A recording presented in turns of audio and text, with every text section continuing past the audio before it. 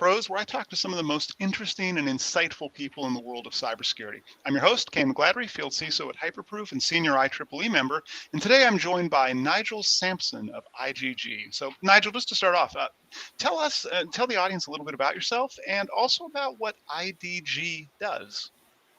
Sure. Thanks for having me, Kayne. So I'm a 37-year veteran of IT and information security. I've held a multitude of titles, including network manager, IT director, senior manager of information security, VP of enterprise risk management, and now the head of global cybersecurity for IDG. Of course, that covers a lot of different verticals, including healthcare, payment services, financial services, hotel and casino industry, the transport service industry, and the oil and gas industry. And included in that is a lot of compliance programs. So I've managed a lot of different PCI programs, including some that were the very first time they were going through PCI, very interesting period there, and High Trust, SOC 2, SOC 1, and I also have my CISSP, which I've held since 2018. And you mentioned about IDG and what they do. So as the head of global cybersecurity for IDG, I've been with the company since February 2022. My mandate for them is to build a global cybersecurity program that covers all of IDG's entities. And that means International Data Corporation, which is one of our subsidiaries. They conduct research and analysis in the tech sector, much like a Gartner or a Forrester. They provide insights into subjects such as Gen AI, how it can transform a business, how companies can use data-driven operations to overcome digital disruption. And we also have Foundry Co., which is a little different. They're our marketing and media technology business, and they include brands such as CIO, CSO, Computer World, PC World, Macworld, etc. They also provide lead generation technology for business-to-business buyers in the tech industry. Yeah, I remember that's a great introduction. I remember being out at the Foundry, well, the IDG, I guess, campus offices out near Boston earlier this year, where Scott Schober, Tanisha Martin, and I had a chat on cybersecurity. Really liked the campus, and I wanted to ask, and also for our audience, where are you based at? Are you able to work from home? Do you go into the office on a regular basis, or is it kind of a blend for you? So it's a little bit of a blend. I'm actually a remote worker, so I'm based in Southern Maine. It's about 2 hours to get to Needham, which is a relatively new office for us. And it's a really nice campus. I actually enjoy going into the office. It's just on the outskirts of Boston, so if I have some executive level meetings or if I need to meet with a vendor, it's a great spot to meet them and have that. So I normally go in for a couple of days a month now to take care of those meetings. That's cool. Yeah, it seemed to be a very nice modern campus, and I remember the coffee was good, which is how I think I pretty much evaluate offices at this point, is whether or not their coffee is. Myself, I work from home, have for years, but I've gone to offices before, and usually it's just the coffee is how I evaluate them. But we're in October now, and for our first topic, and also I'll say this for our audience that's watching on either YouTube or on LinkedIn, if you have questions for Nigel, just drop them in the chat on your respective meeting platform, and not meeting platform, streaming platform. There we go. And we will take those live as we go. But right now we're in October. It's not quite yet halfway, though I have put the pumpkins out on the front stoop, and I've started writing automation code for my outdoor lights to actually have them look all spooky and stuff. What are your thoughts, Nigel, about October being recognized as Cybersecurity Month? I think we've been doing this for, 20 years or so, 20, 25 years now, Cybersecurity Month. Do you find it's helpful? I appreciate the recognition and the spotlight on cybersecurity that I think it was the government created back in 2003. It's why is it a month, right? It should be the 12 months of cybersecurity. But it does highlight the need to focus on cybersecurity, which is a good thing. It heightens the awareness of the risks. I don't think that it underscores the need for a continuous focus on cybersecurity. So I just don't think it goes far enough. I think, you could, with the government, like especially with the SEC trying to create new compliance rules around cybersecurity and breach notifications, I think the government should be more forthcoming with maybe more tools in helping at least small and medium-sized businesses with how they can identify risk, how they can conduct risk remediation. I know a lot of it is to do with individuals, but if companies actually train their employees on how to spot phishing emails, those employees can then use that in their personal life, right? So, I think it just needs to be broader. The message needs to be broader, have more content and more tooling to kind of educate people. Yeah, I think a lot of the media push on Cybersecurity Month is really around individual contributors and individuals and members of the public rather than actual companies. I also think a lot of marketing managers out there right now have October being labeled as Cybersecurity Month on their marketing content calendar, where they're like, we're going to put out spooky stuff for spooky season, and October is Cybersecurity Month, and that'll be our marketing campaigns done and dusted. I like though you talked about involving companies as part of this, and have you seen how organizations could extend that focus on cybersecurity to be beyond just October to those 12 months of cybersecurity that you said, and make it a more ingrained part of their culture? Yeah, I think you start with cybersecurity awareness training for that, right? Because I'm actually developing a cybersecurity awareness training program for the company. We've had parts of it, but we want to consolidate and make it or improve the content.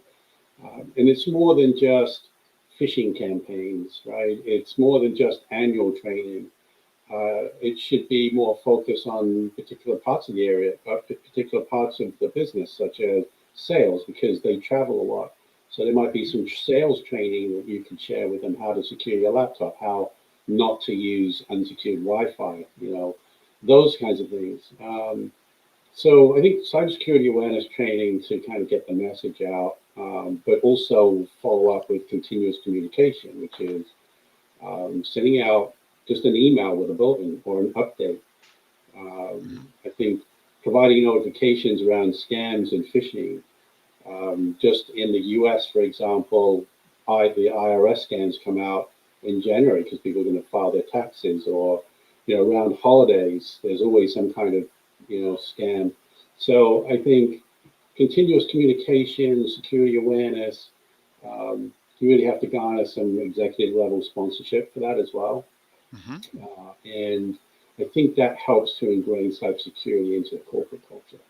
Yeah, and I love that you've got that multifaceted approach of trying to, it's not just security people talking about security for security's sake, but you're actually trying to bring in different parts of the business, which I think historically CISOs have either intentionally or unintentionally siloed themselves. And I can't see that being a winning strategy going forward for a CISO to sit in their ivory tower, especially if their ivory tower is reporting to the director of IT, who reports to the vice president of IT, who reports to the CIO, because that's a CISO in title only. But what have you found in terms of like communications? Is that becoming increasingly important as an effective CISO? So yes, communication is definitely a skill, right? That you have to have, because you have to talk at many different levels. And so coming from an audit background as well, so I have a technical and an audit background, you kind of have to express findings in certain ways to boards or executive level management. So how you express risk items to technical folks who then may have to then express those risks to a board when you have multiple layers of management in a way, you have to very carefully kind of walk them through what's a risk, why is it a risk, how is it affecting the company and the business, and what we need to do to treat that risk, right? So, and then they have to express that. And it can be arduous at sometimes and difficult, but you still have to get the message across. So yes, it's more of an art than a science. So, and it takes a lot of practice. And of course, as you move from business to business, they're dealing with different personalities and different skill levels. So you have to express it differently. So it's definitely a skill. Yeah, and because you've changed between so many different organizations and types of organization, I want us to move next to talking about building security and cybersecurity programs, or information security, or whatever we used to call it back in the day.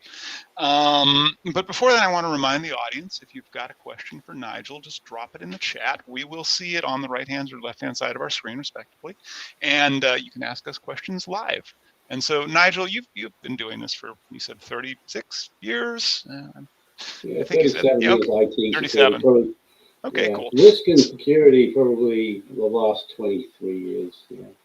Yeah, all right. So how do you really, when you're working with a new company, or when you're moved into an existing company, or just in general, like, how do you go about identifying the most critical business assets and business operations, and how does that really influence your cybersecurity strategy?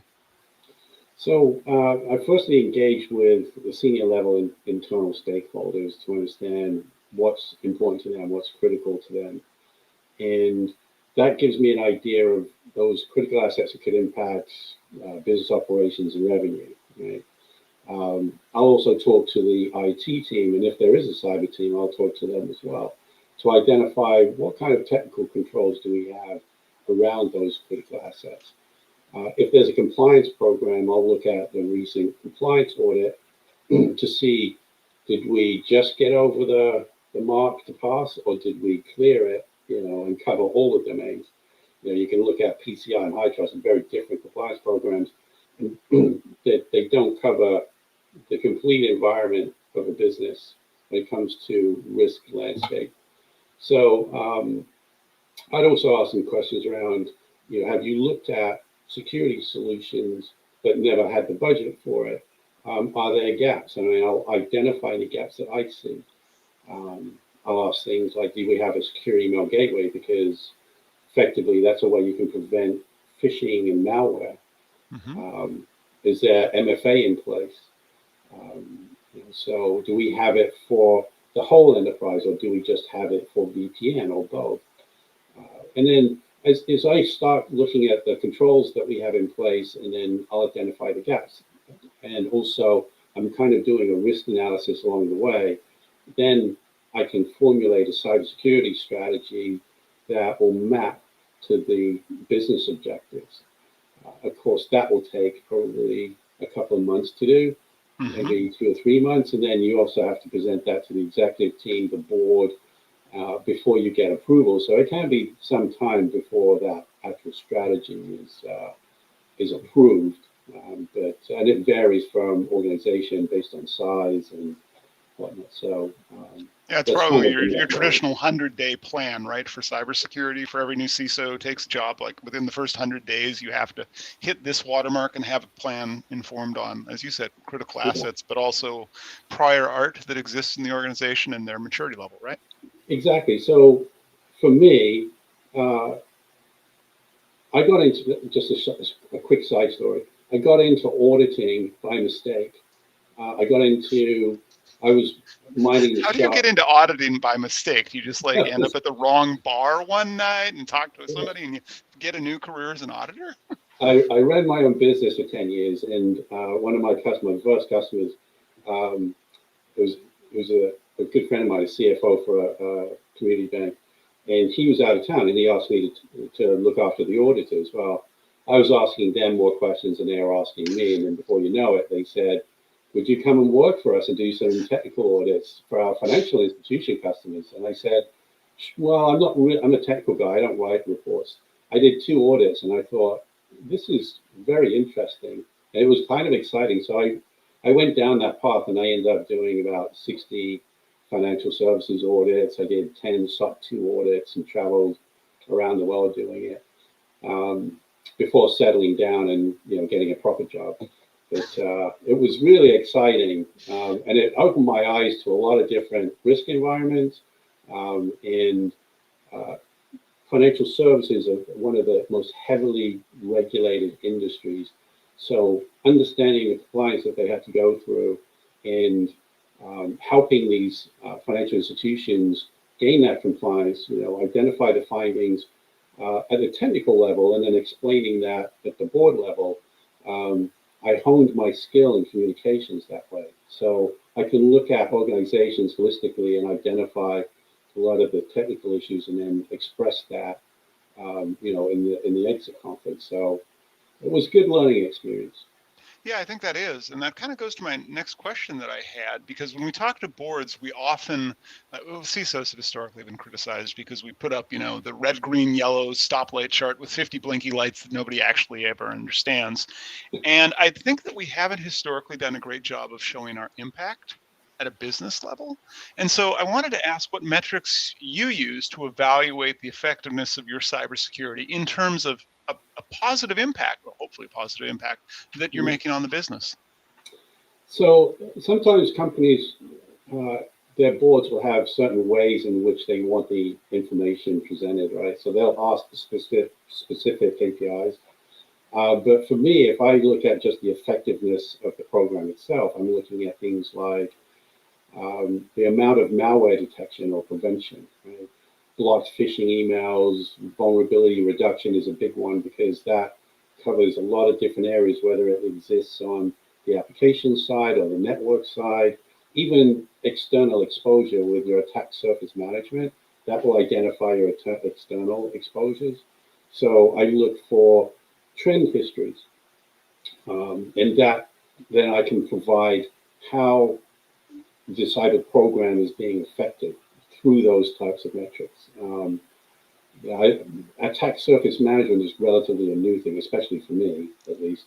And that has given me a fantastic view into any entity as part of the corporation that has external exposure, and I can measure that, and I can measure the my vulnerability management program effectiveness through that. So, and those are just a few. Okay, mm-hmm. So I can get into risk registers, and you can track those through a POAM, and you can wrap it all up into a risk summary, if you like. So it's a little bit technical, and it's a little bit just risk management. But I'm also hearing there's a lot of collaboration required, because your single team probably doesn't own all of that within your average organization. And I wanted to ask about how you're working with other departments or teams within your organization to make sure that your controls are effective and actually supporting your business objectives. So that requires a lot of communication. It's a lot of collaboration. We have to work with IT ops a lot of the time, because obviously we can't deploy our systems or our solutions without their assistance. So it's normally a close collaboration, and we have to dovetail our solutions, or at least the timeline for the roadmap, into their schedule as well, and into that. So that's why project management becomes key there, right?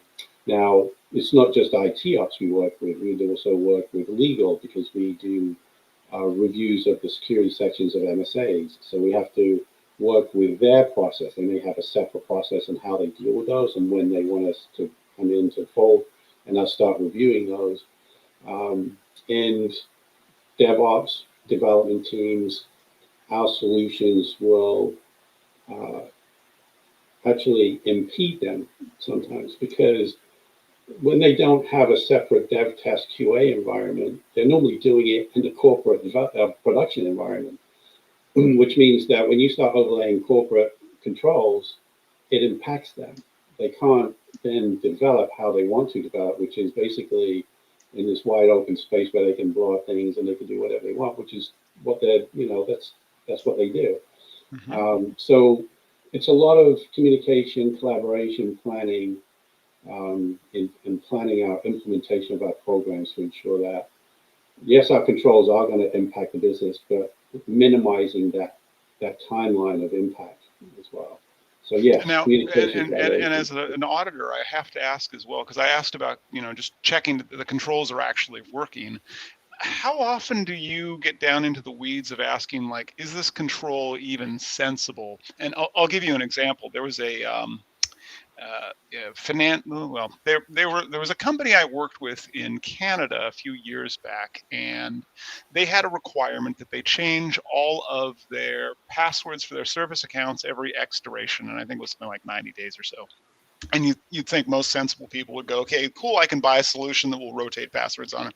No, they worked with their local college to get a crop of interns, and the crop of interns would come in, they'd open up the Excel spreadsheet, passwords.xls, they would update all of the service account passwords and never want to work in IT again.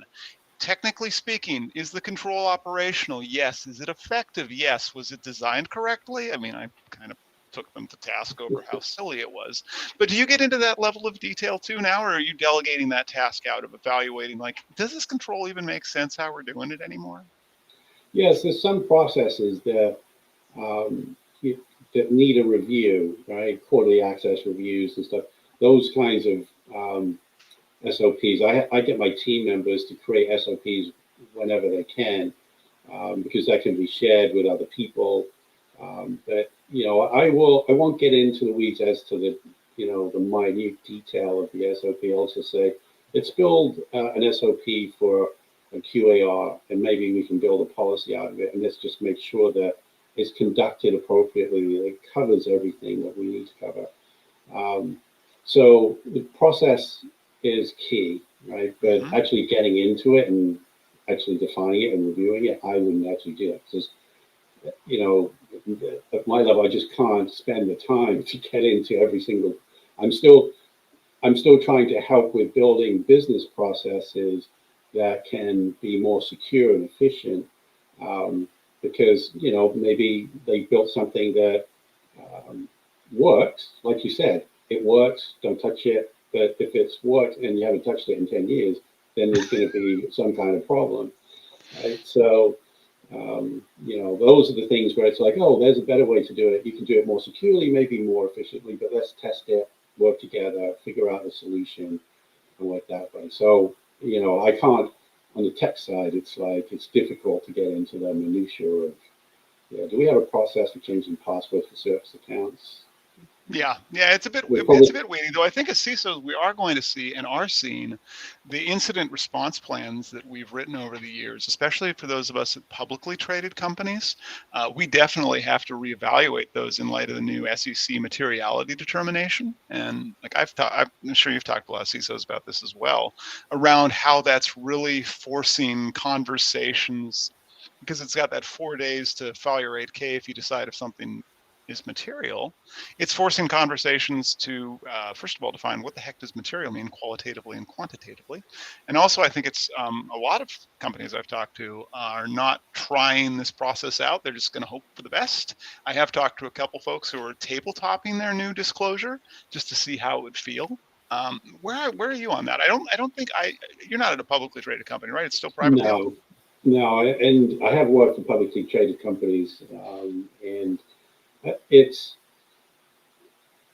going to be difficult because the government hasn't even stated, okay, they have to be very specific about how they determine what a breach is, what's a security event, what's a security incident, and what do they need to provide as reporting, right? So, when people say, well, we need to know when you have a security incident. Do you really want to know that? Because I'll just give you all of my vuln data that we're blocking, and that's going to be hundreds of thousands of pages. Really, what you're getting at is, do you have a material incident? When, to me, that means something that's affected the business operation or revenue for the company. That is a material incident in my mind. So companies, yes, they're going to take what the government says and they're going to say, well, this doesn't mean that, so I don't have to report it. And the government's going to be kind of, okay, we're going to have to rewrite this. And that's going to take multiple iterations. So this is going to take 3 to 5 years before we get to something that's like, okay, clear cut and makes sense. Now we know what we have to do as a publicly traded company. Makes a lot of sense there. Yeah, and documenting that really, I think, is exactly, key aspect of this. Is there is going to be a lot of paperwork. But we also have a question in the chat, and if you do have questions for Nigel, do drop them in the chat. I'm going to read this one as written, and it says, the position of a CISO is often seen as a high pressure role given the nature of the risks involved. How do you manage this pressure, and what advice would you give to aspiring CISOs?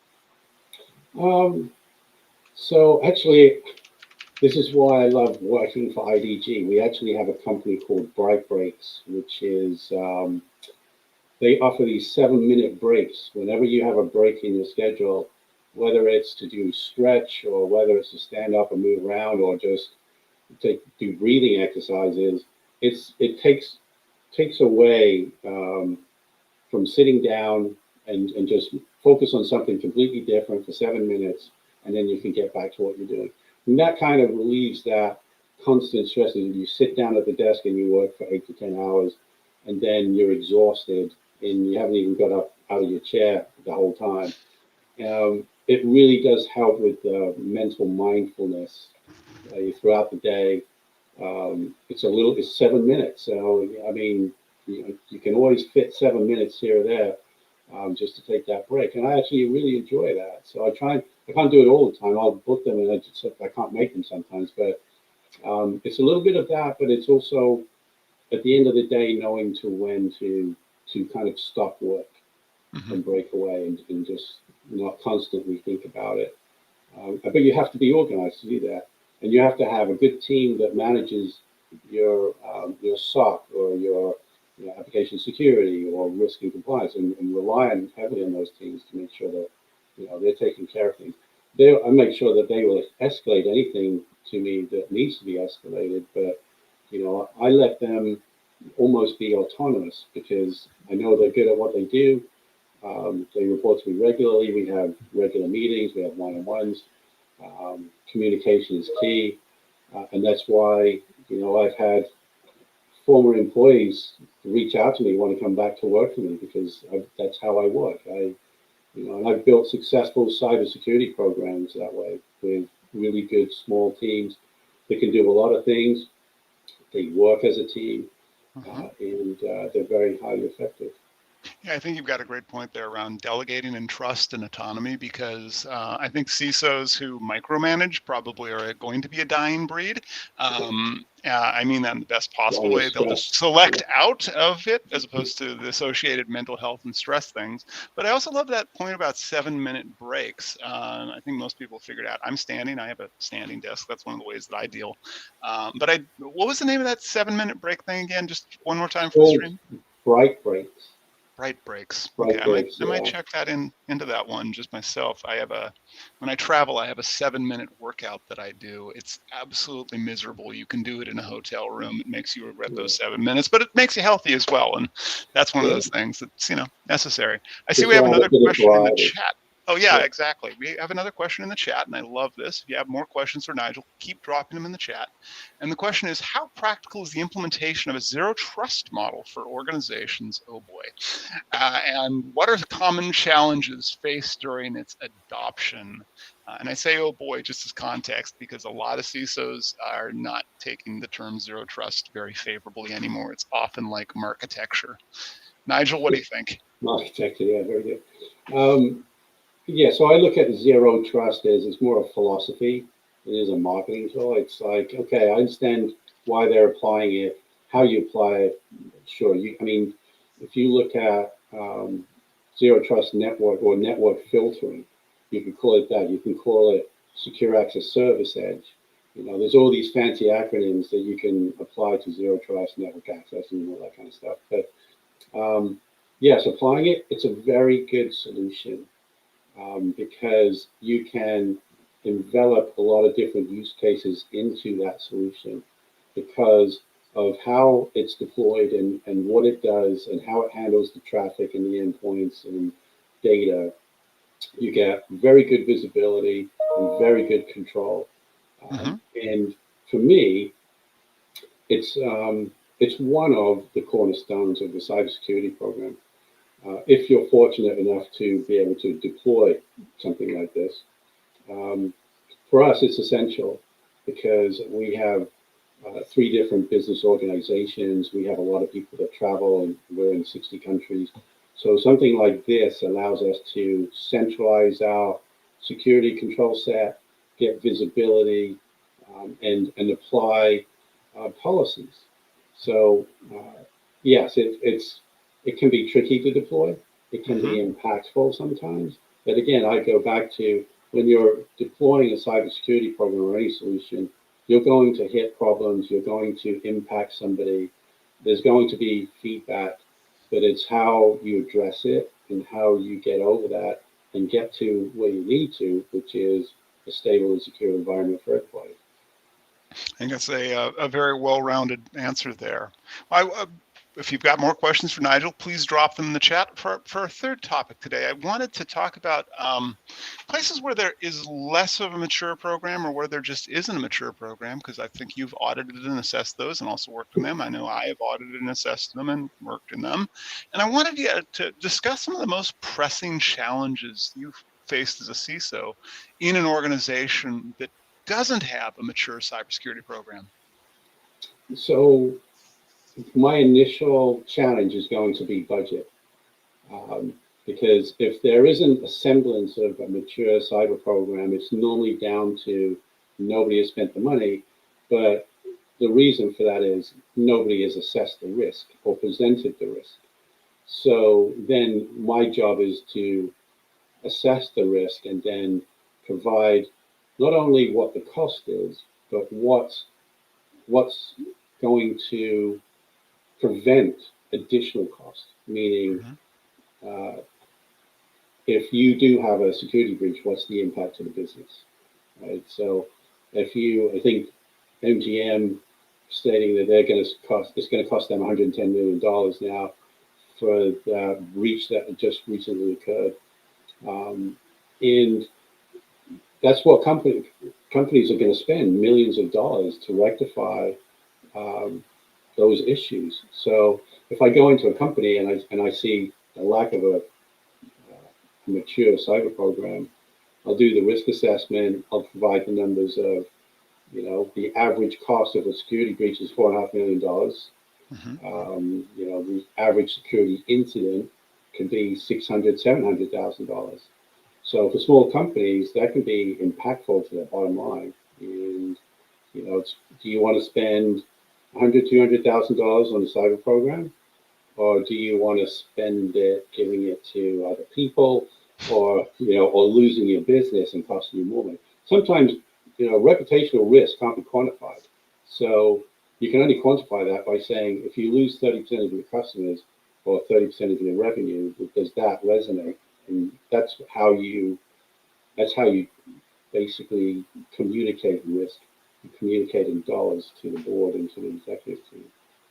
Yeah, I think you raise a really interesting point there, because you've brought in MGM into the chat, and I'm also thinking of Progress Software, which makes MoveIt, as well as Clorox, where we have 3 very prominent breaches. MoveIt is just the gift that keeps on giving, and yet if I look at their stock price, they lost a tiny bit, and their disclosure was, it didn't really affect them that much. And then you look at Clorox, they make bleach as well as other things.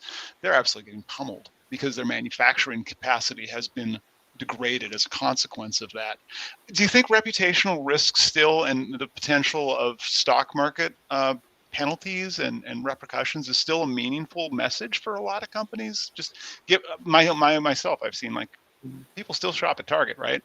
Yeah. I mean, they had a bad day, but people have gone back. So I've looked at that before, because I've known companies that have gone through an incident. Their stock price could drop anywhere from 3 to 10% over a 30, 60-day period.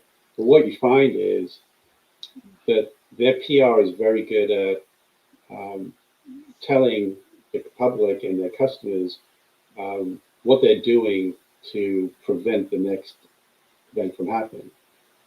And that's obviously requires maturing the program, spending money on solutions and people, and ensuring that customers are remain safe. So sometimes it's actually after that's happened, it's sometimes better to go back to them because they've already spent a lot of money. They've done the risk assessments now. They know what the gaps are. They've put in the solutions. They've got the team, and now they're in a much better place. So that's why you'll see publicly traded companies. They'll take an initial hit, but then after a time, they'll come back because they've remediated those risk items. They've cleaned their environments and they're back in business. So I think that's, for some companies, yes, they'll say it didn't really affect us. Maybe it didn't. Maybe it affected 1% of their environment. Other companies, like the MGM, it's glaringly obvious because you've got 100, 200 people at the room res where they can't book in. They can't use ATMs. I mean, that's a nightmare scenario for them. Yeah, it's going to be really interesting to see what happens with MGM because I have on background that Lena Khan, who is the chairwoman of the FTC, was trying to check in at an MGM property and had to give her personal identifiable information on a piece of paper to somebody to be like, here, I'm like the FTC chairwoman, take my details down and I'll hope for the best. Like, I can't imagine that's going to go really well from them from a regulatory perspective, but casinos are not that regulated as an industry, right? I mean, they've got the Nevada Gaming Commission, but beyond So that. I used to manage the network for the Rio Hotel when it was owned by the Monells. It's owned by Harrah's. I think it's even owned by maybe MGM or Caesars now. But so that when I was telling you about the room res, we actually had, when I'd left, I'd heard about an incident where they changed the type of VLAN that they were using, and it knocked out half the network, and the whole room res went down. So that means people are screaming and shouting that they want to go on vacation, they want to get to their room, Right. and they've got all their luggage with them, and but when you have a security incident, it's not a system that you can just fix very quickly. When it's ransomware and it's affected all of those terminals, that's going to take potentially days to remediate. So Which it is was a what I think we huge saw incident. with MGM, and their business continuity plans seem to be. I'm not sure if they tested it out beforehand. Right. And so that's where, in those instances, your BCP comes in. If you've got a BCP, you should normally do like a business impact analysis so you know how long a system can be down before it really affects something. And then you have to go to your backup systems or you have to do a restore, whatever. But yes, BCP is critical in those instances. Yeah, and we've talked a little bit around this, so I want to get your take on it. We've talked about regulated industries, non-regulated industries, public companies, non-public companies. From your perspective, how does operating in a regulated industry as opposed to a non-regulated one really affect the approach that you take to build and maintain cybersecurity controls? So, yeah, the controls can be different. File integrity monitoring, for example, in some industries, they don't necessarily need it, but in others, they're required because of compliance. So your tool sets and your solutions are going to be different. So yes, the strategy for the cyber program has to be customized based on the regulation. But if you're not regulated, then now you're looking at solely protecting the business assets and applying the appropriate controls around that. So, and that means that there are some solutions that are not necessary for that. So, yeah, it's definitely a big difference. But if you look at security domains, they apply to every business, no matter what, right? Mm-hmm. It's the solutions that might be different.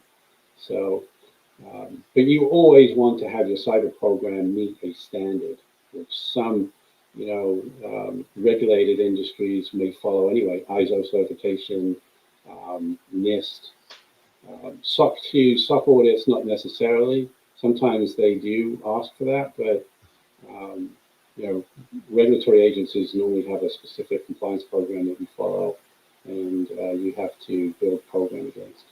But I do like that we've also institutionalized that knowledge and you're just leveraging that as opposed to, like, if you think back 20, 30 years ago, we were making some of this stuff up as we went, right? Like there might have, I remember having like the gold book for Unix on my desk years ago, and that was how we did network security and Unix level security, but there was no overarching control framework. We've definitely matured. in that regard as an industry, and we can leverage established precedent and established frameworks and standards, which I think helps in those regulated industries, as you said. Yeah, absolutely. I think, they continue to evolve, right? There'll be probably NIST will come out with an AI standard that people can follow. There'll probably be an ISO certification for using AI or something along those lines. But it's going to evolve. It has to evolve as technology evolves. Definitely. And I see we have another question in the audience chat. So again, thank you for asking questions. And the question is, what are the things you consider when trying to build your budget requests for your team? So first of all, I need to identify if it fits the gaps that we've identified in the risk assessment, initial risk analysis. And I look for, are those solutions, do they have any administrative overhead? Are they easy to use? Because with a small team, it has to be able to present the information they need very quickly. Over and above that, I look at the reporting aspect. I think it was 2016, I deployed CrowdStrike, and their reporting was terrible. And I love pulling reports because I like to see trending. And they said, yeah, we don't really have that. So it was a great tool. It's still a great tool, but they didn't have the reporting aspect. So I'm like, okay, it's still a great tool. It's not that I'm going to, I have to build my own reports out of it. So when I look at solutions and I look at budgeting, it's normally, is this solution going to fit the gap? And are there as effective solutions at lower cost? Because sometimes they're going to be too expensive and there's going to be alternatives. So I will normally look at 2 to 3 alternatives and get the pricing for those as well so I can compare. I have the luxury of working with IDC, so you've got access to live research that many of us, well, you probably don't have to pay for it, or if it is, it's probably some like super special back deal. Yeah. And it's very beneficial for me to look at and say, okay, yeah, that's the right solution, and compare pricing and notes. That is cool, but I'm hearing there is still some price comparison and shopping, and as well as functionality shopping there, really to map to the risk that you're trying to meet and the gap that you have faced. And normally, with more than 4,000 vendors in the cybersecurity space, you're going to find another solution that can compare to what you've shopped for. Mm-hmm. And sometimes they're better, sometimes they're not. But you can definitely shop around for alternatives. Very cool. Well, I think we've got time for one more audience question before we need to start wrapping up. And the audience question is, how do you identify and track the most critical controls in your security program? As you have multiple frameworks and likely 100 or more controls, I imagine it's hard to track control effectiveness across that set. So the control effectiveness might come from the KPIs. Right? Because I'm expecting these controls to do certain things and report on certain things, and I'm expecting thresholds to be met in some respects. But I look at that holistically. So I rely heavily on the KPIs for that. The reporting aspect again is mm-hmm. I want to see. It's going to tell me itself. The solution will tell me itself how effective it is just by running reports. And saying, okay, we blocked 10,000 phishing emails last month, or malware, or we have identified, 5 instances where somebody installed something and it contained malware. I look at those kind of metrics on a regular basis to make sure that yes, those solutions are doing what they're supposed to. I actually had one solution, a well-known EDR solution, where my weekly reports had nothing in them. And, it's like, well, that's not a good thing, right? So, yeah, that's concerning. It is concerning. So, I'll ping them and say, hey, what's the deal? I need to get that information so I can see that the solution is being effective. So, that's that respect. If I go one step up and I'm looking at a risk landscape, I'm looking at like risk registers, and now I'm looking at, specific risk items and then tracking them over time. That includes vulnerability. So I look at vulnerability management as well. So, there's all different types of KPIs I can use and pull, and then I look at risk registers and we kind of pull it all together to summarize, okay, we are either in a good space or an okay space, or some areas need attention and some controls may need configuring, or we need to get a new control. Mm-hmm. Yeah, I think that's so it sounds like you're still getting the product level reports and also still, evaluating those. It's an interesting strategy. Myself, I've got the luxury of at least not having to look at the product specific reports. They get rolled into a dashboard that gets tied back to risk. Because for me, honestly, I don't care how many malware attempts were blocked. I care that the thing's working. The team that's responsible for the malware, they will bloody well care that the malware is being blocked. I just need to know, is the control still like you said, the example of where it sent blank reports, that would cause me to go, okay, what went wrong here? But as a CISO, I don't need that level of detail.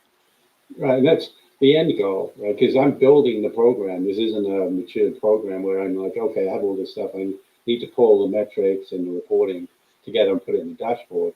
We haven't got to the full suite of solutions yet.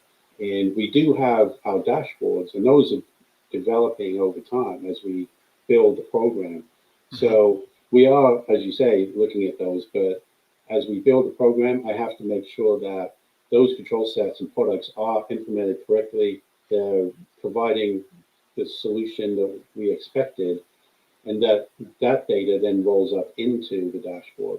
So definitely. It's evolving over time, and I'm hoping, at some point I'll be like one of those, high level CISOs where they just sit in their executive chair and they just look at a dashboard saying, yeah, everything's green, I'm happy. Oh, that sounds like a wonderful reality. I'm not sure anybody's actually got that. Can you imagine going to your office and everything being green one day? I'd probably ask, like, so what's broken because something's not reporting? There's usually something going on. There's always going to be a problem. Yeah. Otherwise, what would we do all day, right? Yeah. Well, I think we've pretty much we've hit about time for this, Nigel. I want to thank you for having me on the show. And any closing thoughts for our viewers about any of the topics we've covered, or any wisdom you want to impart to everyone? Yeah, I would probably say look out for AI coming into cybersecurity fairly soon. I think AI is going to impact not just cybersecurity, but a lot of different parts of the business. They'll probably find that various departments are already playing with ChatGPT and some other Gen AI products that now you have to be super diligent in how the business is using AI and start looking at multiple frameworks where you can cobble together a risk assessment to identify how AI is imposing risk on the business. So that's probably the main one, because that's topic of conversation everywhere, and it's going to be very impactful over the next 3 to 5 years. I think you got a great point there. So here's your to-do list item out of this is go update your risk assessment plan for 2024 to include questions for the business about, so AI, what you doing with it? And are there any risks as we incorporate it into our businesses?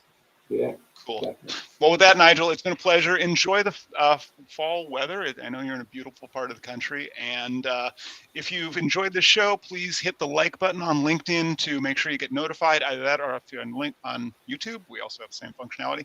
And with that, we will shut down. Nigel, thanks so much for being a guest today. And great talking to you again. Thank you.